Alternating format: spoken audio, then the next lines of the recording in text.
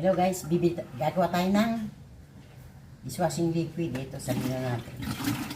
Mga 5 ganito ang gagawin natin.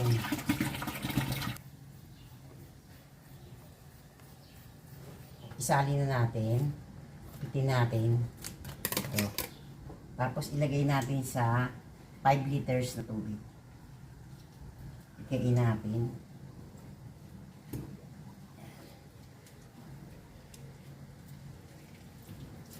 Tapos sa 5 liter, haluin natin siya. Ginamit ko na sandoka kasi para maganda yan.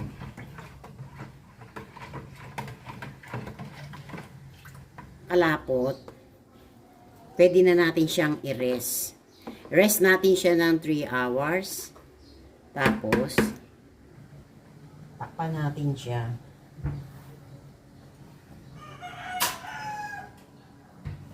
Iwan natin siya dyan. O yung lang.